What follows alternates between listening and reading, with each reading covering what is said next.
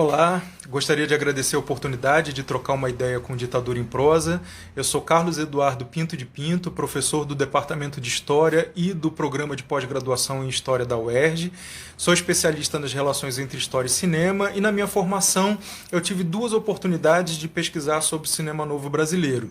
Na primeira, na minha dissertação de mestrado, em que eu abordei os filmes históricos cinema-novistas da década de 1970, e depois na minha tese de doutorado, em que eu pesquisei a representação do Rio de Janeiro pelo cinema moderno, inclusive o cinema novo. Essas duas pesquisas geraram alguns artigos que estão disponíveis online. Se alguém se interessar por se aprofundar, conhecer um pouco mais detalhadamente o que eu vou apresentar aqui para vocês, eu convido a leitura. Bom, um primeiro ponto que eu gostaria de abordar sobre o cinema novo é o seu início. Quando a gente pensa nele como um movimento cinematográfico, normalmente nos vem a ideia um grupo que se senta num determinado lugar para lançar um manifesto, determinar regras, assinar um documento que determina o que é o cinema novo. Não foi exatamente isso que aconteceu. Eu gosto de dizer que menos que movimento, o cinema novo foi uma movimentação.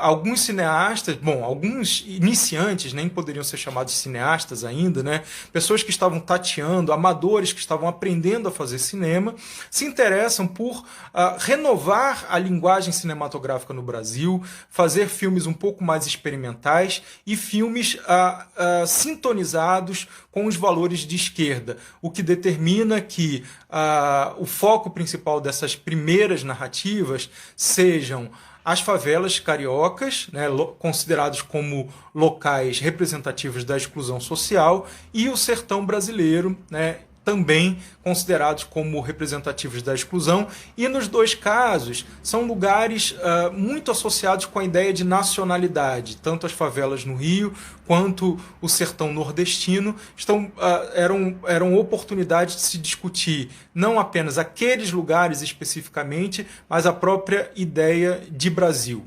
Essa relação dos cineastas com essas temáticas, os primeiros filmes que vão sendo lançados, os textos que eles escrevem, é uma geração que escreve muito, para além de filmar, eles escreviam em jornais, faziam críticas, lançavam livros, né? E a relação deles com a crítica é que vai dando a cara do que era o cinema novo. Aliás, é importante chamar a atenção para o fato de que é a crítica que batiza o movimento, não são os cineastas. São os críticos que vão chamar de cinema novo, e esse grupo que estava nessa movimentação acaba adotando a terminologia cinema novo e aos poucos, paulatinamente, vai dando uma cara para o que seria cinema novo. Cara também que conta com a atuação de outros profissionais além dos cineastas.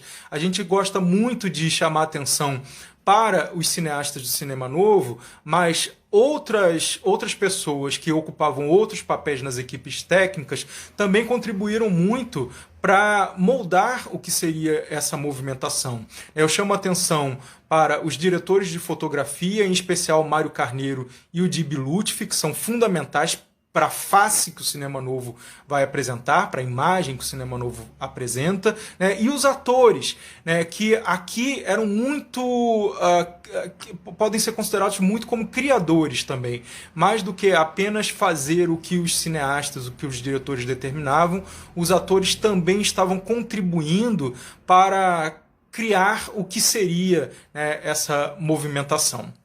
Bom, essa movimentação se dá no final da década de 50, está se consolidando, amadurecendo quando acontece o golpe de 1964, que instaura a ditadura civil-militar no Brasil.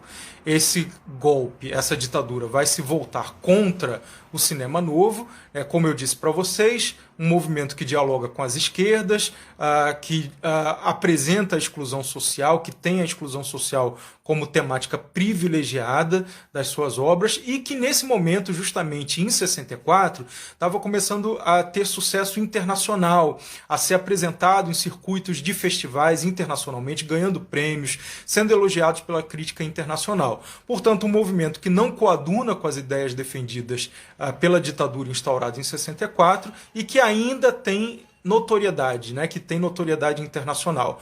A censura vai começar a perseguir esses cineastas e as suas obras, mas, de alguma maneira, mesmo que demorasse um pouco, eles continuaram, até 68, eles continuaram conseguindo fazer os filmes da maneira como eles queriam e exibindo essas obras, mesmo que passassem por um tempo proibidas, né? Mesmo que elas demorassem a ser lançadas ou que fossem parcialmente modificadas pela censura, elas eram lançadas. Em 68, com o golpe dentro do golpe, né, a assinatura do AI-5 e o recrudescimento de uma ditadura que já estava posta desde 64, as estratégias dos cineastas precisaram mudar. Embora a experimentação linguística fosse uma marca desse movimento desde o início, desde o final da década de 50, agora ela vai ficar um pouco mais hermética. Essa experimentação de linguagem ela vai atingindo pontos um pouco mais difíceis de ser decifrados. Um modo de contar histórias, um modo de narrar que não é tão óbvio, que não deixa claro logo de cara o que a história está querendo contar. Isso é tomado como alegoria pela crítica, pela historiografia, né? Mas eu gostaria de enfatizar que a alegoria não é o único modo de se relacionar com essas obras. Aliás, muitas obras de temática histórica, né? Muitos filmes históricos serão produzidos pelos cinemanovistas na década de 1970, utilizando essa linguagem mais rebuscada, mais hermética, né? Numa forma de abordar a história como alegoria para pensar a ditadura, para pensar o presente, mas não apenas nessa chave, certo? Também podemos pensar os filmes históricos cinemanovistas como criadores de cultura histórica, como produtores de sentidos para a história, e não apenas a história sendo pensada como uma alegoria para escamotear o presente. E o último ponto que eu gostaria de abordar com vocês é a relação dos cinemanovistas com a Embrafilme, uma empresa estatal de cinema criada em 1969 pelo governo ditatorial. Ao longo da década de 70, os cinemanovistas não vão se furtar a utilizar o patrocínio da Embrafilme, e isso muitas vezes foi visto com maus olhos, né, porque são cineastas de esquerda, de oposição, que estão utilizando o aparato criado pela ditadura para fazer cinema. Eles se defendiam naquele momento e continuam se defendendo, os que ainda estão vivos, né? Continuam se defendendo hoje, chamando a atenção para o fato de que era uma empresa estatal e que eles estavam se relacionando com o Estado e não necessariamente com os governos ditatoriais. Eles se apropriaram de um aparato estatal, era direito deles, como direito de qualquer outro cineasta, para fazer filmes que, na grande maioria das vezes, são filmes de oposição. São filmes que se opunham ao governo e ao que o governo defendia. Muito obrigado pela oportunidade. Um grande abraço.